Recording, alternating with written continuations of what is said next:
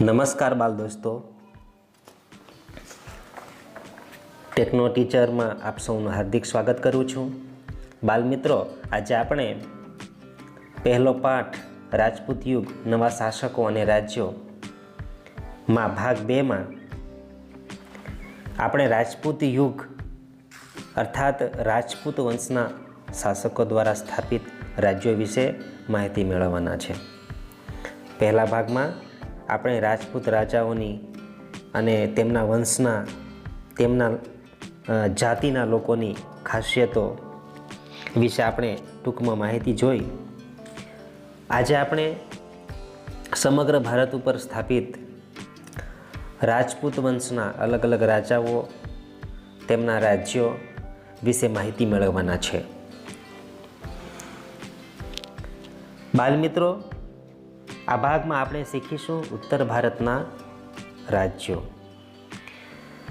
બાલ મિત્રો, ગુર્જર પ્રતિહારનું સામ્રાજ્ય તેમનું શાસનનો અંત આવ્યો અને ત્યાર પછી ઉત્તર ભારત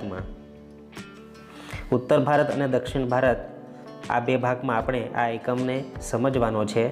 એના પછી હું તમને નકશો બતાવવાનો છું, એટલે બાલ મિત્રો તમને ખ્યાલ આવશે કે ઉત્તર ભારતમાં કયો વિસ્તાર આવે છે અને દક્ષિણ ભારતમાં કયો વિસ્તાર આવે છે. તે પહેલાં થોડીક ઉત્તર ભારતના રાજ્ય વિશે માહિતી આપણે મેળવી લઈએ. ગુર્જર પ્રતિહારના સામ્રાજ્યનું પતન થયું અને ત્યાર પછી ભારતના ઉત્તરના ભાગમાં કનોજનું ગઢવાલ રાજ્ય, બુલેન્દખંડના ચંદેલોનું રાજ્ય, બુલેન્દખંડને જોજાક ભુક્તિ તરીકે પણ ઓળખવામાં આવે છે, માળવાનું પરમાર વંશનું રાજ્ય, અણહિલવાડ એટલે કે ગુજરાતનું સોલંકીનું રાજ્ય, સોલંકી વંશના રાજાઓનું રાજ્ય, ડાહલનું ચેદી રાજ્ય, સાકંભરીનું ચૌહાણ વંશના રાજાઓનું રાજ્ય, દક્ષિણ રાજસ્થાનનું ગોહિલ રાજ્ય જેવા અલગ અલગ રાજ્યો ભારતમાં સ્થાપિત થયા. અને આ અલગ અલગ રાજ્યોમાં રાજપૂત જાતિના રાજપૂત વંશના અલગ અલગ કુળના રાજાઓનું શાસન સ્થાપિત થયું. આપણે આ અલગ અલગ અને અગત્યના રાજ્યો વિશે આ એકમમાં માહિતી મેળવવાના છે. તે પહેલાં ઉત્તર ભારતમાં કયો વિસ્તાર આવશે અને દક્ષિણ ભારતમાં કયો વિસ્તાર આવશે તે નકશાની મદદથી આપણે જોઈ લઈએ. બાલ દોસ્તો, નકશો તમે અહીં જોઈ શકો છો. ભારતના મધ્ય ભાગમાંથી નર્મદા નદી પસાર થાય છે. બાલ મિત્રો, તમે જાણતા જ હશો કે આપણા ગુજરાતના ભરૂચ નજીક તે દરિયાને મળે છે. આ નર્મદા નદી ભારતના બે ભાગ પાડે છે. એની ઉપરનો ભાગ જે છે એ ઉત્તર ભારત તરીકે અને નીચેનો દક્ષિણ ભારત તરીકે ઓળખાય છે. એટલા માટે આપણે નર્મદા નદીના ઉત્તરના ભાગમાં આવેલા અલગ અલગ રાજપૂત વંશ દ્વારા શાસિત રાજ્યો વિશે માહિતી મેળવીએ. સૌથી પહેલાં જોઈએ ગઢવાલ રાજ્ય. ગઢવાલ રાજ્યનો સ્થાપક ચંદ્રદેવ હતો. બાલ મિત્રો, તમે ચિત્રમાં જોઈ શકો છો. ચંદ્રદેવ રાજા જે છે તેમણે ગઢવાલ રાજ્યની સ્થાપના કરી હતી. ચંદ્રદેવે કનોજ સિવાય કાશીને પણ બીજી રાજધાની બનાવી હતી.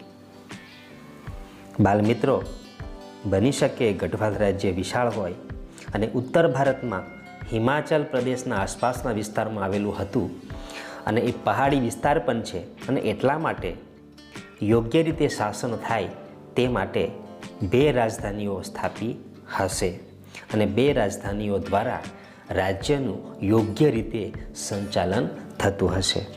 આ વંશમાં મદનચંદ્ર, ગોવિંદચંદ્ર જેવા શાસકો થયા હતા. ગોવિંદચંદ્ર આ કુળનો સૌથી પ્રતાપી અને પરાક્રમી રાજા હતો. બાલ મિત્રો, સૌથી પ્રતાપી અને પરાક્રમી રાજા કોને કહીશું? તો કે જે રાજાએ પ્રજા કલ્યાણના કામો કર્યા હોય, સ્થાપત્યો એટલે કે મંદિરો અથવા તો રાજ્યમાં ભવ્ય બાંધકામો કરાવ્યા હોય, યુદ્ધ દ્વારા પોતાની બુદ્ધિશક્તિથી રાજ્યનો વિસ્તાર વધાર્યો હોય, તેવા પ્રકારના રાજાને આપણે પ્રતાપી અને પરાક્રમી કહીશું. તો ગોવિંદચંદ્ર નામ યાદ રાખજો. ગઢવાલ રાજ્યના જે અલગ અલગ રાજાઓ થઈ ગયા તેમાં ગોવિંદચંદ્ર એ સૌથી પ્રતાપી અને પરાક્રમી રાજા હતો. ગોવિંદચંદ્રએ ગજનીના આક્રમણને અટકાવ્યું હતું. બાલમિત્રો, તમને ખબર હશે કે ગજનીએ ભારતના સોમનાથ મંદિર ઉપર આક્રમણ કર્યું. લગભગ 17 વખત આક્રમણ કર્યું અને અઢળક ધન સંપત્તિ ભારતમાંથી લઈ ગયા. તેમણે બૌદ્ધ વિહારોનો જીર્ણોદ્ધાર કરાવ્યો હતો. તો આ રીતે ગઢવાલ રાજ્ય વિશે આપણે ટૂંકમાં માહિતી મેળવી. ફરીથી ગઢવાલ રાજ્યની સ્થાપના રાજા ચંદ્રદેવે કરી હતી અને ગોવિંદચંદ્ર એ સૌથી પ્રતાપી અને પરાક્રમી રાજા હતો. તો આ ટૂંકમાં માહિતી બાલ દોસ્તો તમારે યાદ રાખવાની છે, ધ્યાન રાખવાની છે. હવે આપણે આગળ જોઈએ. બીજું અગત્યનું રાજપૂત વંશ શાસિત રાજ્ય છે બુલેન્દખંડ, જેને જોજાક ભુક્તિ તરીકે પણ ઓળખવામાં આવે છે.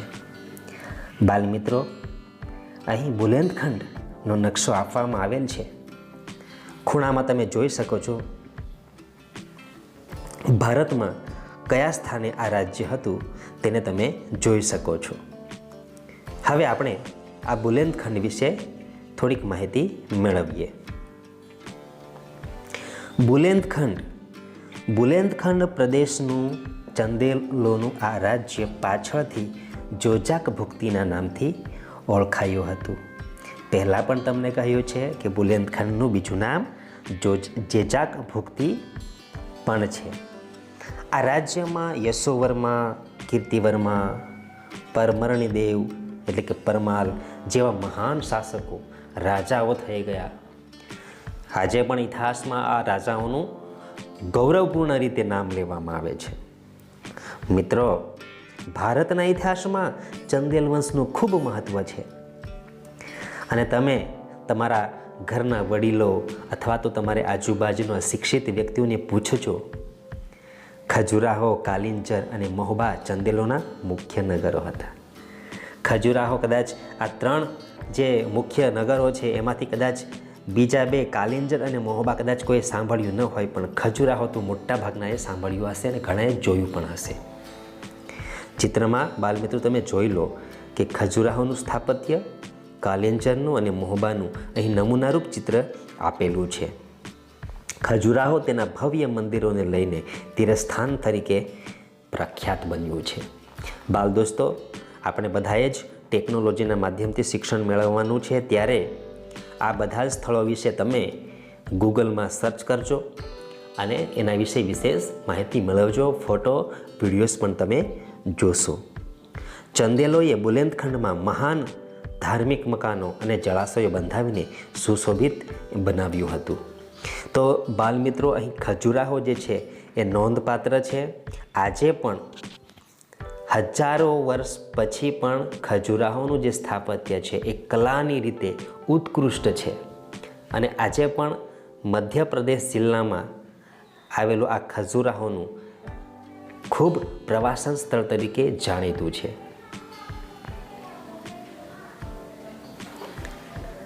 હવે આપણે જોઈએ માળવા રાજ્ય વિશે. નકશામાં તમે જોઈ શકો છો મધ્યપ્રદેશનો જે વિસ્તાર છે એ વિસ્તારમાં તે સમયનું માળવા રાજ્ય સ્થાપિત હતું. મોટાભાગનો વિસ્તાર મધ્યપ્રદેશમાં આવેલો હતો. હવે આપણે માળવા વિશે થોડીક વિગતવાર માહિતી મેળવીશું. માળવા રાજ્ય ચિત્રમાં બાલમિત્રો તમે જુઓ રાજા ભોજ. ભાગ્યે જ કોઈ હશે કે રાજા ભોજ વિશે કોઈએ સાંભળ્યું ન હોય. એક કહેવત જાણીતી છે, ક્યાં રાજા ભોજ અને ક્યાં ગંગુતેલી. માળવાનો પ્રદેશ પ્રાચીન કાળથી અવંતી અથવા ઉજ્જૈની નામ રાજ્ય તરીકે જાણીતો હતો. ઈસવીસન 820માં કૃષ્ણરાજે પરમાર વંશની સ્થાપના કરી હતી. પરમાર વંશના આ રાજા ભોજ હતા અને ઈસવીસન 820માં કૃષ્ણરાજે પરમાર વંશની સ્થાપના કરી હતી. યાદ રાખજો, કૃષ્ણરાજે ઈસવીસન 820માં પરમાર વંશની સ્થાપના કરી હતી. પરમાર વંશમાં શિયક, મુંજ, ભોજ જેવા મહાન શાસકો થયા હતા. રાજા ભોજની વાત કરીએ તો રાજા ભોજ એ પરમાર વંશના સૌથી શ્રેષ્ઠ રાજા તરીકે જાણીતા છે. એટલે બાલ મિત્રો યાદ રાખજો, રાજા ભોજ એ પરમાર વંશના માળવા રાજ્યના સૌથી શ્રેષ્ઠ રાજા હતા. તેમની ખ્યાતિ ભારતમાં એક આદર્શ અને લોકપ્રિય રાજા તરીકે લોક કલ્યાણના કામો કરવાવાળો, રાજ્યના કલ્યાણમાં જ પોતાનું કલ્યાણ માનવાવાળો રાજા ભોજ હતો. રાજા ભોજે ધારાનગરીમાં એક મહાશાળાની પણ સ્થાપના કરી હતી. ફરતે ટેકરીઓ, ડુંગરોની પર્વતમાળા અને વચ્ચે સરસ મજાનું સુંદર નગર તેમણે વસાવ્યું હતું, જેનું નામ ભોજપુર અને અત્યારે ભોપાલ તરીકે ઓળખાય છે.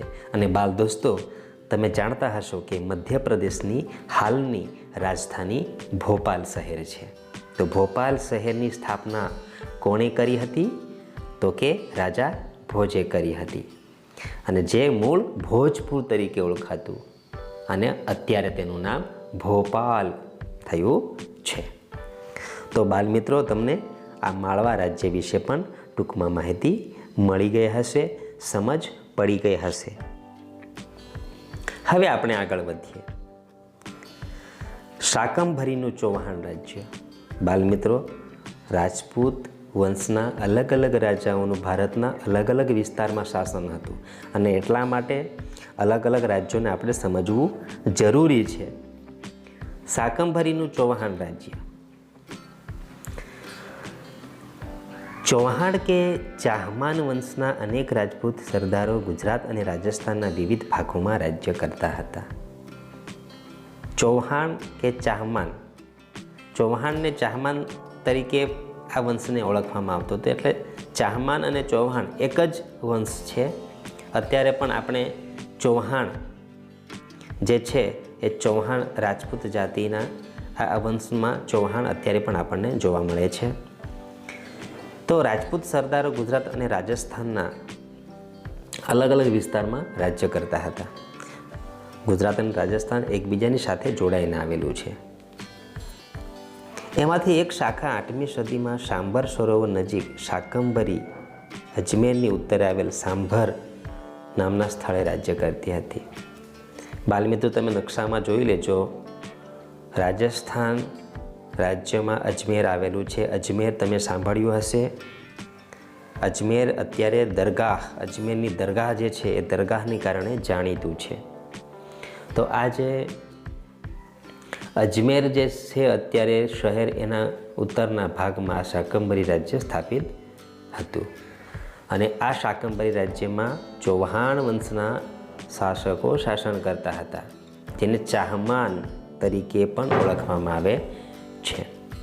અને વાસુદેવ, રાજા વાસુદેવ એ ચૌહાણ વંશ, આ ચૌહાણ વંશનું જે શાસન છે એની સ્થાપના કોણે કરેલી? તો કે વાસુદેવે કરેલી, જે તમે ચિત્રમાં જોઈ શકો છો.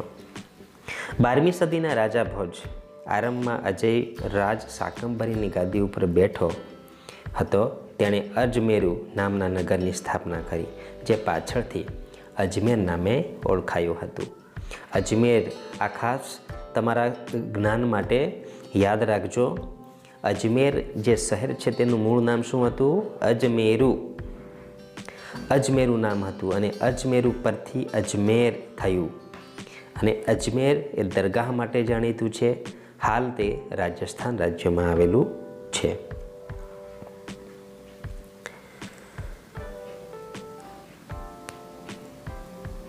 ગુજરાતના સોલંકી રાજા સિદ્ધરાજ જયસિંહની રાજકુંવરીના લગ્ન ચૌહાણ વંશના અર્ણોરાજ સાથે થયેલા. બાલમિત્રો, આપણે હવે ગુજરાત તરફ જઈએ કે ગુજરાત જે છે એ ગુજરાત રાજ્યના વિસ્તારમાં રાજપૂત શાસકોનું શાસન કેવું રહ્યું. તો કે ગુજરાતમાંના સોલંકી રાજા સિદ્ધરાજ જયસિંહની રાજકુંવરીના લગ્ન ચૌહાણ વંશના અર્ણોરાજ સાથે થયેલા. પુત્ર સોમેશ્વર ચૌહાણ ગાદીએ આવ્યો. જોજો, એટલે રાજસ્થાન એમ કહેવાય ને કે એક રાજ્યનું અન્ય રાજ્ય સાથેનો સંબંધ, એના આધારે આપણે અહીં થોડીક માહિતી મેળવીએ કે ગુજરાતના જે રાજપૂત શાસકો હતા તેમનો આ શાકંભરીના જે ચૌહાણ શાસકો સાથે કેવો સંબંધ હતો. તો તેના પુત્ર સોમેશ્વર ચૌહાણ ગાદીએ આવ્યો. સિદ્ધરાજ જયસિંહની રાજકુમારીના લગ્ન ચૌહાણ વંશના અર્ણોરાજ સાથે થયેલા અને આ અર્ણોરાજનો પુત્ર સોમેશ્વર ચૌહાણ ગાદીએ આવ્યો. તેના પછી તેનો પુત્ર પૃથ્વીરાજ ત્રીજો ગાદીએ આવ્યો. આ પૃથ્વીરાજ ત્રીજો ભારતના ઇતિહાસમાં અદ્વિતીય સ્થાન ધરાવે છે. પૃથ્વીરાજ ચૌહાણ નામ બાળમિત્રો તમે સાંભળ્યું હશે, એની સિરિયલ પણ તમે જોઈ હશે, એની કહાની, એના પુસ્તકો તમે વાંચ્યા હશે, નહીં તો વાંચજો. એની કહાની ખૂબ વીરતાથી ભરેલી છે. ઈસવીસન 1191માં થાણેશ્વર અને કરનાલ વચ્ચે આવેલા તરાઈના મેદાનમાં સિહાબુદ્દીન ઘોરીને પૃથ્વીરાજ ચૌહાણે સજ્જડ હાર આપી હતી. તરાઈનું યુદ્ધ ઇતિહાસમાં સૌથી અગત્યના યુદ્ધોમાંનું એક છે. તે પછી ઈસવીસન 1192માં પૃથ્વીરાજ ચૌહાણની હાર થઈ અને દિલ્હીના તખ્તા પર મુસ્લિમ સત્તાનો જન્મ થયો. આથી તરાઈની લડાઈ ભારતીય ઇતિહાસમાં સીમાચિહ્ન રૂપ છે. બાલમિત્રો યાદ રાખજો, પૃથ્વીરાજ ચૌહાણનું હારવું અને ભારતમાં મુસ્લિમ સત્તાની સ્થાપના થવી, આ ઘટનાને કારણે તરાઈનું યુદ્ધ ભારતના ઇતિહાસમાં સૌથી અગત્યનું છે. હવે આપણે રાજપૂત વંશના રાજાઓ દ્વારા સ્થાપિત આપણા ગુજરાતનું રાજ્ય, જેને આપણે અણહિલવાડ પાટણ તરીકે ઓળખીએ છીએ, અણહિલવાડનું સોલંકી રાજ્ય. અણહિલવાડમાં સોલંકી વંશના રાજાઓનું રાજ્ય હતું, જે ગુજરાતમાં સ્થાપિત હતું. 8મી સદીના મધ્યમાં આશરે ઈસવીસન 756માં સરસ્વતી નદીના કિનારે વનરાજ ચાવડાએ અણહિલવાડ પાટણની સ્થાપના કરી હતી. રાજા વનરાજ ચાવડા નામ યાદ રાખજો બાલમિત્રો. ચિત્રમાં તમે જુઓ અશ્વ પર સવાર વનરાજ ચાવડા તમે જોઈ શકો છો. 756માં સરસ્વતી નદીના કિનારે વનરાજ ચાવડાએ અણહિલવાડ પાટણની સ્થાપના કરી, જે અત્યારે પાટણ શહેર તરીકે ઓળખાય છે, જે સરસ્વતી નદીના કિનારે આવેલું છે. જેમાં વઢવાણ, દીવ, ઓખામંડળ, પાટગઢ જેને લખપત કચ્છમાં આવેલું છે, ભદ્રાવતી એટલે કે કચ્છ વગેરેનો સમાવેશ થાય. એટલે કે સોલંકી દ્વારા સ્થાપિત રાજ્ય ઉત્તર ભારતના જે જિલ્લાઓ છે, જે હાલના એ તથા એની સાથે સાથે કચ્છના સમગ્ર વિસ્તારમાં સ્થાપિત હતું. શાસનકાળને ગુજરાતના રાજપૂત શાસનને સુવર્ણ યુગ તરીકે ઓળખવામાં આવે છે. રાજપૂતોના જે શાસનકાળની વાત કરીએ એની અંદર આ સોલંકીનું જે યુગ છે, સોલંકી વંશનો એ સુવર્ણ યુગ તરીકે ઓળખાય છે. આ વંશમાં ખૂબ પ્રતાપી, વીરતા ભર્યા, પ્રજા કલ્યાણકારી કામો કરવાવાળા, ધર્મને વળગી રહેવાવાળા, સાંસ્કૃતિક વારસાને ઉજાગર કરવાવાળા એવા શાસકો, રાજા મહારાજાઓ થઈ ગયા, જેના નામ જોઈએ તો મૂળરાજ, ભીમદેવ પ્રથમ, સિદ્ધરાજ જયસિંહ, કુમારપાળ, ભીમદેવ બીજો વગેરે છે. આ શાસકો ખૂબ શક્તિશાળી હતા અને ઇતિહાસમાં તેમનું ગર્વથી નામ લેવામાં આવે છે.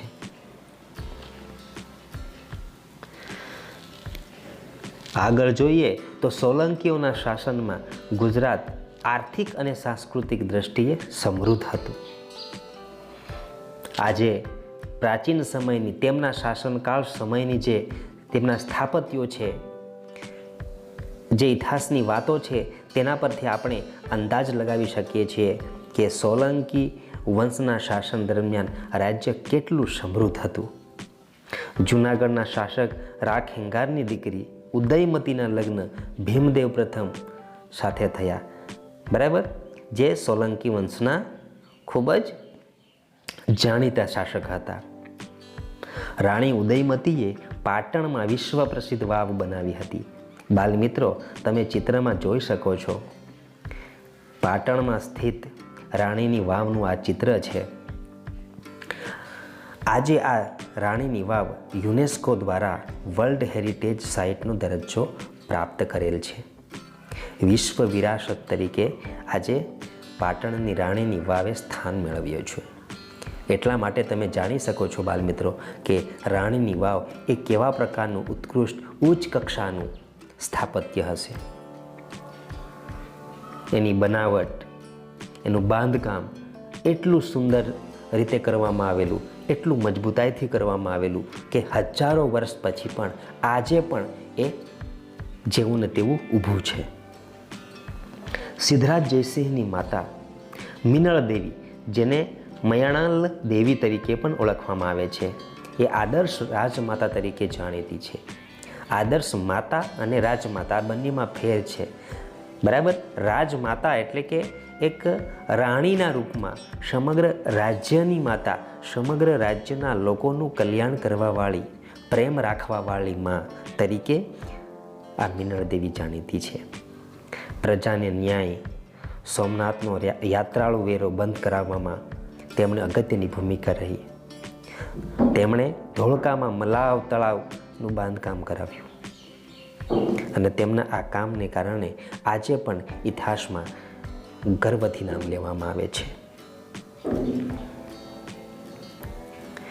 સિદ્ધરાજ જયસિંહે કવિ કાલ સર્વજ્ઞ હેમચંદ્રાચાર્યજી પાસે સિદ્ધ હેમ શબ્દાનું શાસન નામના સમૃદ્ધ ગ્રંથની રચના કરાવી. બાલમિત્રો, આ સૌથી અગત્યનું છે, યાદ રાખજો. સિદ્ધરાજ જયસિંહે હેમચંદ્રાચાર્યજી પાસે કયા વ્યાકરણ ગ્રંથની રચના કરાવી? તો કે સિદ્ધ હેમ શબ્દાનું શાસન. સિદ્ધ શબ્દ એ સિદ્ધરાજ જયસિંહના નામ પરથી અને હેમ એ હેમચંદ્રાચાર્યજીના નામ પરથી લીધું છે અને બંનેના નામને ભેગું કરીને આ સિદ્ધ હેમ શબ્દાનું શાસન ગ્રંથનું નામ આપવામાં આવ્યું છે. તમે બાલમિત્રો આ ચિત્રમાં જોઈ શકો છો કે હાથી ઉપર આ ગ્રંથને મૂકીને સમગ્ર રાજ્યમાં એની શોભાયાત્રા કાઢવામાં આવે છે. કુમારપાલ પણ પ્રજા કલ્યાણકારી શાસક હતા અને આચાર્ય હેમચંદ્રાચાર્યનો તેના ઉપર ઘણો પ્રભાવ હતો. તેના પ્રેરણાથી રાજા કુમારપાળે રાજ્યમાં જુગારની રમત, પશુવધ ઉપર પ્રતિબંધ મૂક્યો અને અહિંસાના પાલન માટે કડક કાયદાઓ બનાવ્યા. પોતે પણ પાલન કર્યા અને તેની સાથે સાથે પ્રજાને પણ તે તરફ લઈ જવા માટે સતત પ્રયત્ન કર્યો.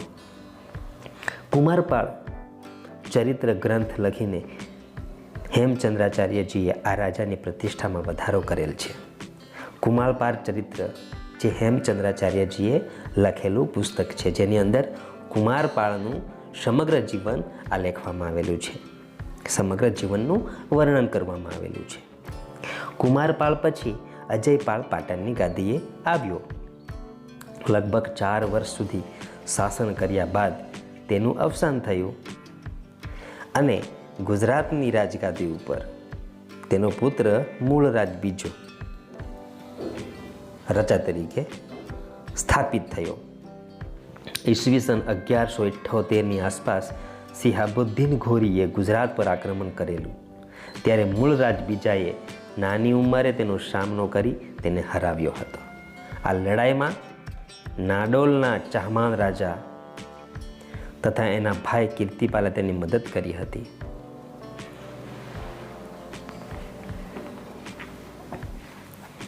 તો આ રીતે સોલંકીનું શાસન એ ગુજરાતમાં સુવર્ણ યુગ તરીકે ઓળખાય છે. ગુજરાત અને વાઘેલા વંશની વાત કરીએ તો ગુજરાતમાં પણ સોલંકી વંશના રાજાઓનું શાસનનો અંત આવ્યો અને તેના પછી વાઘેલા વંશના રાજાઓનું શાસન સ્થાપિત થયું, જેમાં વાઘેલા વંશનું શાસન દરમિયાન વાઘેલા વંશના જે શાસકો હતા એ સોલંકી વંશના કાળ દરમિયાન તેમના વફાદાર સરદાર તરીકે તેમણે કામગીરી કરી. બરાબર. વાઘેલાઓ હંમેશા સોલંકીઓના વફાદાર રહ્યા હતા. જે ગામના નામ ઉપરથી તેમના વંશજો વાઘેલા કહેવાયા. આમ તો તેઓ મૂળ ચાલુક્ય જાતિના હતા. ચાલુક્ય જાતિના હતા. વાઘેલા વંશમાં જે અગત્યના શાસકો થઈ ગયા, જેમાં વીરધવલ, વિશળદેવ, અર્જુનદેવ, શારંગદેવ જેવા શાસકો આજે પણ ગુજરાતમાં ના એ સોલંકી કાળના શાસકો તરીકે એમને યાદ કરવામાં આવે છે. વીરધવલના શાસનકાળમાં ગુજરાતને વસ્તુપાળ અને તેજપાળ જેવા સમર્થ મંત્રીઓ મળ્યા.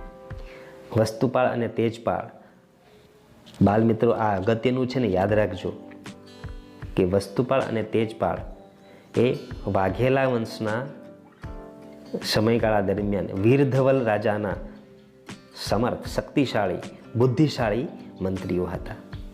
8મી સદીના મધ્ય ભાગમાં બંગાળમાં પાલ વંશનું શાસન હતું.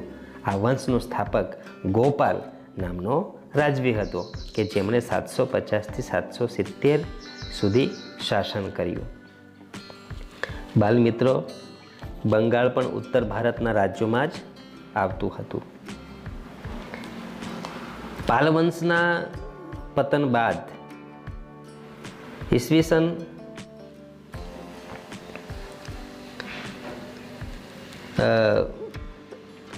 મિત્રો જે ગુજરાતમાં વાઘેલા વંશના શાસકોનું શાસન જે રહ્યું છે, એમાં પાલ વંશના પતન બાદ ઈસવીસન 1095માં સેન વંશની સ્થાપના થઈ. 1095માં આ વંશમાં વિજયસેન પ્રથમ નોંધપાત્ર રાજા હતો. સેન વંશના શાસકોમાં સૌથી અગત્યના શાસક તરીકે વિજયસેન પ્રથમ હતા. તેમના પુત્ર બલ્લાલ સેને દાનસાગર અને અદ્ભુત સાગર નામના ગ્રંથો રચ્યા હતા. કર્ણદેવ વાઘેલા પાસેથી ગુજરાત જીતી લીધા પછી દિલ્હીના સુલતાન નાઝીમો કે સુબાની નિમણૂક કરતા. તે દ્વારા રાજ્યનો વહીવટ થતો હતો. ઈસવીસન 1407માં જફર ખાન મુઝફ્ફર શાહ નામ ધારણ કરીને સુલતાન બન્યો, જેમાં અહમદ શાહ, મહમૂદ બેગડો, બહાદુર શાહ જેવા સુલતાનોનો સમાવેશ થાય છે. બાલમિત્રો, ગુજરાતમાં પણ આ રીતે સોલંકી વંશ, પછી વાઘેલા વંશ, તેમના પતન પછી પાલ વંશ અને સેન વંશ, અને આ રીતે ધીમે ધીમે રાજપૂત શાસકો, રાજપૂત વંશના રાજાઓનું શાસન નબળું પડતું ગયું અને ત્યાર પછી મુસ્લિમ જે શાસકો છે એ મુસ્લિમ શાસકોનું રાજ્ય ભારતમાં સ્થાપિત થયું. 17મી સદીમાં ગુજરાતમાં મુઘલ શાસનની શરૂઆત થતાં સલ્તનત કાળ પૂરો થયો. તો આ રીતે અહીં બાલ મિત્રો આપણે ઉત્તર ભારતમાં સ્થાપિત અગત્યના રાજપૂત રાજ્યો વિશે જોયું. રાજપૂત વંશના અલગ અલગ વંશો દ્વારા સ્થાપિત રાજ્યો વિશે માહિતી મેળવી. આપણે માત્ર નામો, સ્થાપકો, અગત્યના રાજાઓ, આટલી માહિતી અત્યારે પૂરતી છે. હવે બાલમિત્રો, આ ભાગ 2માં ઉત્તર ભારત વિશે આપણે શીખી ગયા. ભાગ 3માં આપણે દક્ષિણ ભારતના કેટલાક અગત્યના રાજ્યો વિશે માહિતી મેળવીશું. ત્યાં સુધી મને વિદાય આપો. વિડીયો જોવા બદલ આભાર.